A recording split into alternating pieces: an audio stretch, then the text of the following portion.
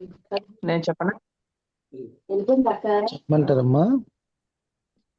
శుష్క వేదాంత తమో భాస్కరు సొంతగారు చెప్తారా మీరు? సరే. శ్రీ గురుభ్యో నమః. ఈరోజు ఫిబ్రవరి 14, 2026 శ్రీ మలయాళ స్వామి గారు రచించిన శుష్క వేదాంత తమో భాస్కరం అనే పుస్తకం నుండి లక్ష్మి గారి మనకి చదువుతూ వివరిస్తారు.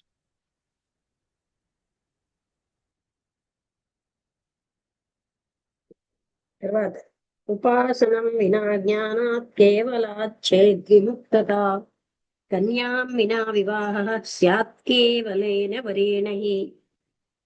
ఉపాసనము లేక యొక్క శ్రవణ జ్ఞానము చేతనే మోక్షం వచ్చుననుట, కన్య లేక వరుడు వివాహమాడినాడనటువంటిదే అగును. ముముక్షులారా, సత్యాస్త్రమిలాగున ఉద్ఘోషించుచుండియు ఆచరణలో పెట్టకపోతే దుష్కర్మ బలమే గాని మరి ఏమని చెప్పవచ్చును. అందుచేతనే భారతదేశమునకింత పతనము కలిగింది. పూర్వీక ఋషులు తపస్సంపన్నులై యోగ నిష్ఠులై ఉండిన కారణముచే భారతదేశము అత్యున్నత స్థితిలో నుండెను. అప్పుడు ప్రజలకున్నూ ప్రభువులకున్నూ మహాపురుషులపై విశ్వాస భక్తులు కలిగి ఉండటచే ఆ మహనీయుల ఋషుల ఆశయము అనుసరించి జనులు వర్తించుచుండే.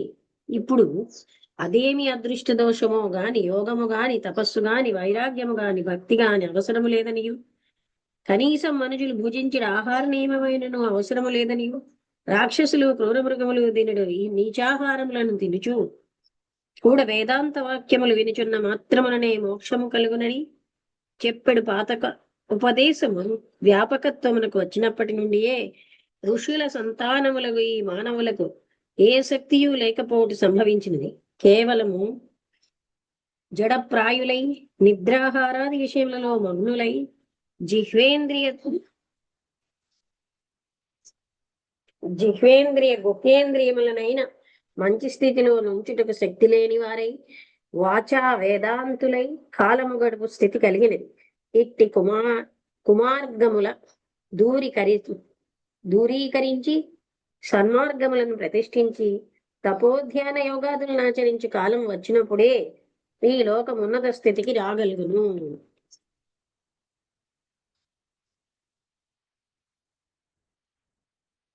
సంసారజ సుఖాసక్తం బ్రహ్మజ్ఞోస్మీతి వాదినం కర్మ బ్రహ్మో భయభ్రష్టం తం త్యజేదం త్యజం యథా. దృశ్య సంబంధమైన సుఖములలో ఆసక్తుడై వాని వల్ల బద్ధుడై ఉండి తాను బ్రహ్మజ్ఞానిని ఇతరులతో చెప్పువాడు కర్మ మార్గమున నుండి జ్ఞాన మార్గము నుండి పతితుడని గ్రహించవలను.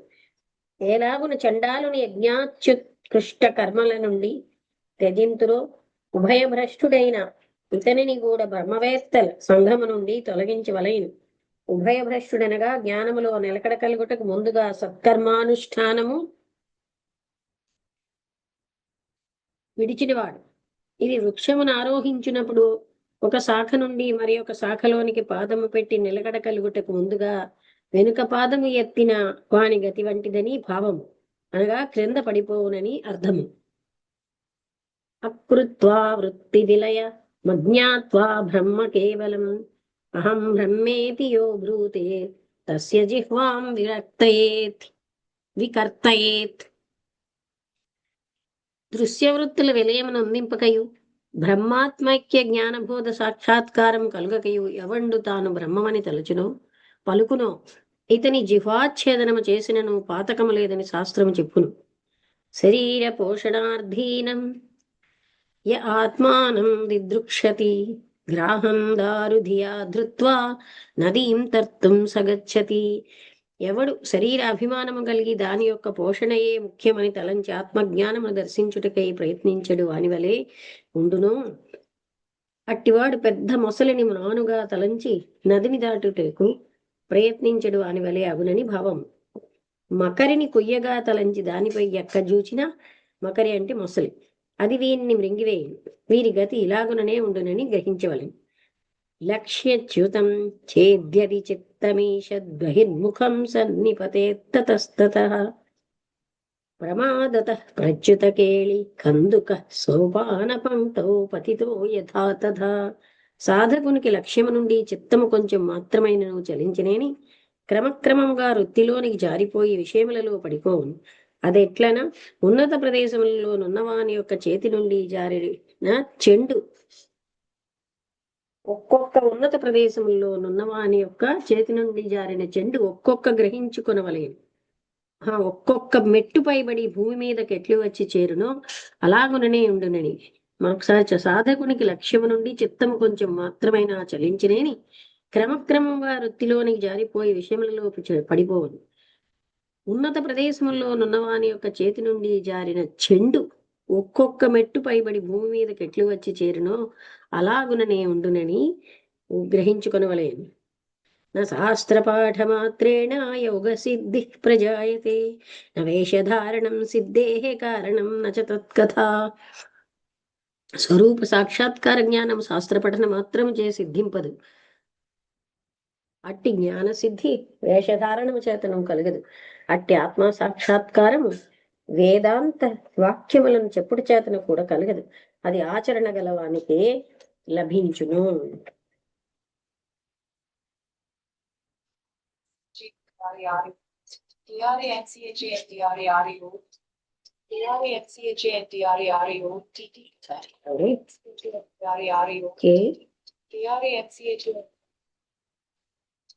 నమస్కారం అండి.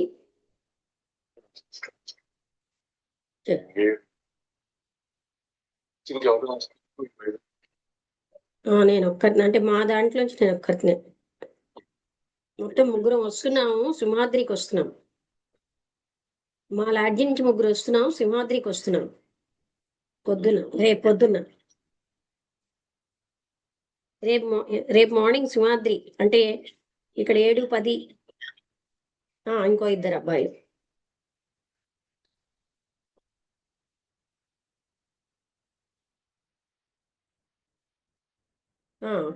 నాతో లేడీస్ ఎవరు రావట్లేదు.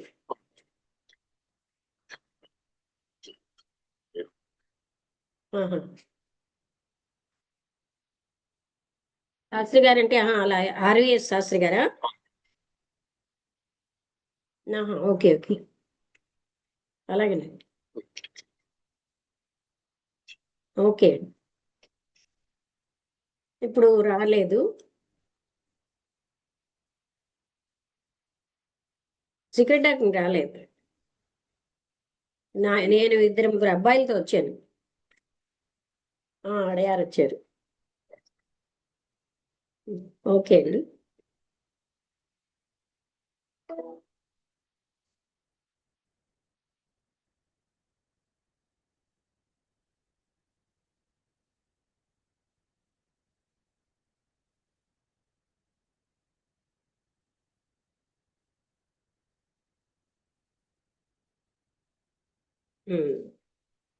ఈ ఆత్మను ప్రాకృతములైన ప్రకృతి గుణములుండు వరకే జీవుడనియు బద్ధుడనియు శరీర సాక్షి అనియు పేరు కలిగి ఉండిను. అట్టి విషయ గుణముల నుండి విముక్తి కలుగునప్పుడు శుద్ధాత్ముడై పరమాత్మను పొందగలుగు, అనగా పరమాత్మ అని చెప్పబడును. అనిష్కల్మష చిత్తస్య సర్వతీర్థేషు మజ్జనం నరస్యాంగారకస్యేవ సదా క్షీరాభిషేచనం. నిష్కల్మషము అనగా నిర్మలమగు హృదయము లేనివాడు, సర్వతీర్థములలో స్నానం ఆచరించినను సర్వవ్రతములను అనుష్ఠించినను శుద్ధుడు కాజాలుడు. ఏలనా మంచి గోక్షీరములో బొగ్గును సదా కడిగినను దాని యొక్క నలుపు పోయి తెలుపు కలగదు కదా. స ఆత్మా సహి విజ్ఞేయ సర్వైరపి ముముక్షుభిః తుర్యాత్మ జ్ఞానహీనానాం నముక్తి స్యాత్ కదాచన. సమస్త ముముక్షువుల చేతను తన యొక్క ఆత్మ శుద్ధమైనదిగాను జ్ఞానమైనదిగాను తెలుసుకొనదగినది. అట్టి తురీయ జ్ఞానము కలగని వానికి ఎన్ని జన్మములెత్తేనను ముక్తి కలగదు, అనగా ఆత్మశుద్ధి కలగదని వారికి మోక్షం లేదని భావం. అధర్మా జ్ఞాయతే జ్ఞానం యథేష్టాచరణం తతః ధర్మ కార్యం కథం తస్యాద్యత్ర ధర్మోపి నశ్యతి. అంటే అధర్మ ప్రవర్తనం చేత జ్ఞానం నశించి అజ్ఞానం వృద్ధి అగును. అట్టి అజ్ఞానం వృద్ధి అగునటి వల్ల యథేష్టాచరణం అనగా స్వేచ్ఛా ప్రవర్తనము కలుగును. ఎచ్చటి ధర్మం నశించునో అచ్చటి ధర్మం ఎలాగును నిలవగలుగును అనగా నిలవజాలదు అనుట. ఎచ్చట పులులు సంచరించుచుండునో అచ్చట గోవులు ఉండవు కదా. ఎచ్చట నిప్పు మండుచుండునో అచ్చోట నీళ్లు లేవు. ఎచ్చట అసురులు ఉందిరో అచ్చట దేవతలు లేరు కదా. ఎచ్చట చీకటిగా నుండునో అచ్చట వెలుతురుండి ఉండదు కదా. అలాగున ఎవరి హృదయములో అధర్మ ప్రవర్తనముల వృత్తులు గుణములు కలవో అచ్చట ధర్మం ఉండదు. ధర్మము లేనప్పుడు కలుగునదేమి అధర్మమే. దీని యొక్క ఫలము దుఃఖము కావున ఎంత జ్ఞాని అయినను అధర్మ ప్రవర్తన కలిగి ఉండరాదు. దాని యొక్క ఫలం అనుభవించే తీరవలసి ఉండును. పుణ్యస్య ఫలమిచ్చంతి పుణ్యం నేచ్చంతి మానవాః న పాప ఫలమిచ్చంతి పాపం కుర్వంతి యత్నతః. సామాన్య జనులు పుణ్యం యొక్క ఫలము సుఖమునే కోరుచుందురు, అయితే పుణ్యకార్యము చేయరు. పాపం యొక్క ఫలముకు దుఃఖమును కోరరు, కానీ పాపకార్యమే సదా చేయుచుందురు. ఇది విషబీజము నాటి అమృత ఫలము కొరకు సునిక్షించినట్లుండును. అది ఎట్లయినా కలుగున అందరూ ఉన్నత పదవి పొందవలనని కోరిక గలవారై ఎందురు గాని అట్టి ఉత్కృష్ట స్థానమును పుణ్యపురుషులు ఎట్లు ఆరోహణము చేసిరో అది మాత్రము చూడరు. అట్టివారు ఎలాగున శ్రేష్ఠ పదవిని పొందగలరు. కావున శిష్టాచరణ పరులు ఏ విశిష్ట స్థితిని పొందిరో వారేలాగున ఆచరించిరో అలాగున అనుష్ఠించు వారికి మాత్రమే అది లభించును, కానీ వాచా వేదాంతులకు లభింపజాలదు. ఇప్పుడు కర్మ విషయమే మరి ఒక రహస్యము తెలిపెద. దీనివల్ల ఎవరికైనాను కర్మఫలం అనుభవించే తీరవలేనని గోచరము కాగలదు. ఇంతవరకు చెప్పిన విషయములచే స్వప్రయత్నం వల్ల కర్మము అలంఘనీయమని తెలుసుకుంటుని.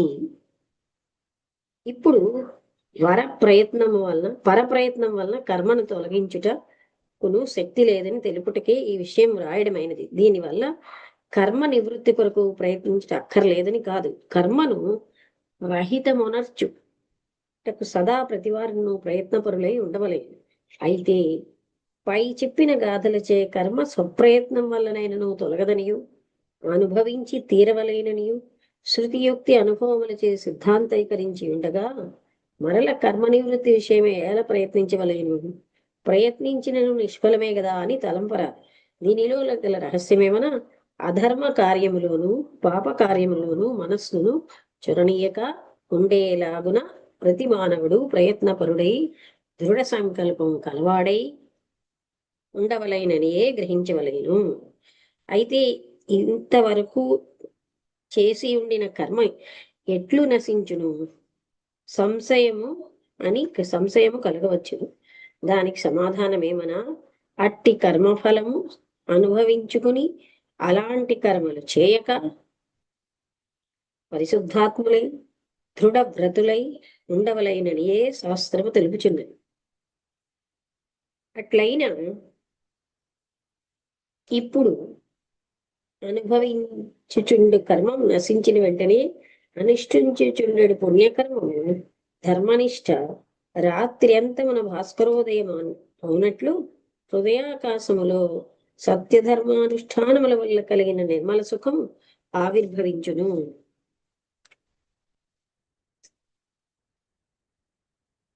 పవిత్ర భావన కలుగును. అప్పుడు బ్రహ్మనిష్టకు అన్ని విధములలోనూ అనుకూలత కలుగును. దేహేంద్రియ మనోబుద్ధులు కూడా శుద్ధములగును. మరల అన్ని ఇంద్రియములను సత్యధర్మములలో ప్రవర్తించునే గాని మరి ఒక విధముగా మార్పు కలగదు. అట్లుగాక కర్మం అనుభవించే తీరవలైనని ప్రయత్నం అవసరం లేదనియో తలంచి ఉండిన ఇంతవరకు ఏ చెడు కర్మలు గలవో అవి బీజాంకుర న్యాయములుగా మరల వృద్ధి అయి జీవుని అజ్ఞాన అంధకారములోనికి లాగివేయి. ఏ వృక్షము యొక్క బీజములు అదే రీతి వృక్షములు అగునట్లు జీవుని యొక్క హీనగుణములు వృద్ధి అగుచుండునే గాని క్షయింపవు. పురుష ప్రయత్నముచే కట్వాది కంటక వృక్షములను వ్రేళ్లతో పెళ్లగించి ఎండలో ఎండించి కాల్చి భస్మము చేసిన మరల ఎలాగున ఆ జాతి ఉండదో ఇంతవరకు నుండిన స్థలము శుద్ధపరచి పరిశుద్ధ ఫల పుష్పముల నిత్యుడు నిర్మలమైన చెట్లు నాటిన ఎలాగున మనోహరముగా ఉండునో ప్రయత్నం యొక్క ఫలం అట్లుండునని ముముక్షువులు గ్రహించవలెను. మరియు నివృత్తి మార్గమందు నిరంతరము ప్రయత్నపరులై భగవద్ ధ్యానము చేయు వారి కొన్ని కొన్ని దుర్బల కర్మలు నశించిపోవును. ప్రబలములై కఠినములైన కొన్ని ప్రారంధ కర్మలు మాత్రము అనుభవించవలసి వచ్చును. ఇక ఈ కర్మ విషయమై విచారణ చేయబడును. ఇప్పుడు శ్రీమద్ భాగవతములో గల పరీక్షిత్తు మహారాజు యొక్క కథ మనం గ్రహించవలసి ఉన్నది.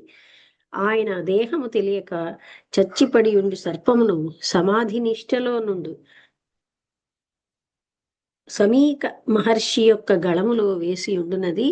ఆ ఋషి కుమారుడు శృంగి ఎరిగింగి రాజు యొక్క గర్వమునకు కోపము కలవాడై 7 రోజులలో పాము కాడిచే మృతి పొందేలాగను శపించను. శాప విమోచన విషయమై క్రింద పేర్కొనిన మహర్షులందరూ ఏమియో చేయజాలక నోయిరి. ఓహో, కర్మ యొక్క మహిమ ఏమని చెప్పవచ్చును? అట్లుండగా బ్రహ్మనిష్ట ఏమియో అని తెలియక కొంచెమున్ను ఆచరణ అయినా చేయక శిష్ణోధర పోషణ పరాయణులై ఉండి వేదాంత వాక్యములు మాత్రము చిలక పలుకులు వలే చెప్పుచుండు కుయోగుల విషయమై మరల ఏమని చెప్పవలైను? ఇట్లు చెప్పుటిచే ఒక్కరిని నిందించవలైనని తలంపు కాదు. నీటికి స్వయముగా క్రిందికి జారిపో స్వభావము కలిగినట్లు సామాన్య జనుల మనస్సు విషయం సుఖముల వైపు తిరిగిపోవచుండును. నీళ్లు పారుచుండునప్పుడు ఎచ్చటనైనా చెరువు కట్టలు మొదలైనవి ఎవరో పుణ్యాత్ములు కట్టి ఉండునవి తెగకొట్టి వేయుట ఎంత పాపకార్యమో అలాగునే కొందరు పుణ్యపురుషులు ఏర్పరిచి ఉండు ధర్మపు కట్టుదిట్టములను కట్టలను కూడా తెగగొట్టుటంత ఘోరపాతకము కూడా అగును. అందువలన ఇలా అగును వ్రాయవలసి వచ్చినదే గాని మరి ఒక విషయం కాదని మనవి చేయుచున్నాను. ఇక్కడితో ఆ చాప్టర్ అయిపోయింది. ఇప్పుడు పరీక్షిత్తు వృత్తాంతం.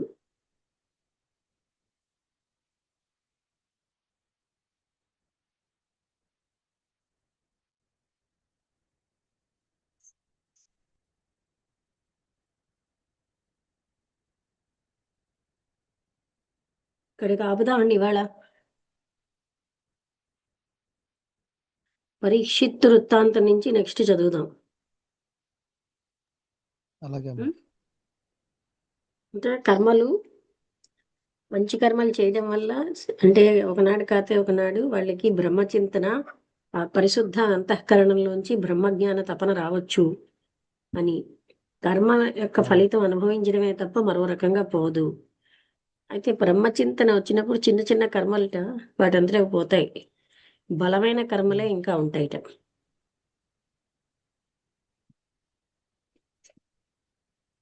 అలాగా ఇవాళ మనం చదివినది ఇంతకీ పరీక్షిత్తు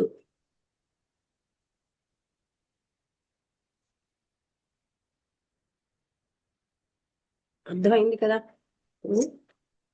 అర్థమైందమ్మా. ఇక్కడ ఇవాళ ఆపేద్దాం అయితేను. పరీక్షిత్తు వృత్తాంతం అన్న దగ్గర నుంచి చదవాలా? అవునమ్మా. 458 పేజీ. 458. 458. 458. ఓకే, ముగించేస్తున్నాను.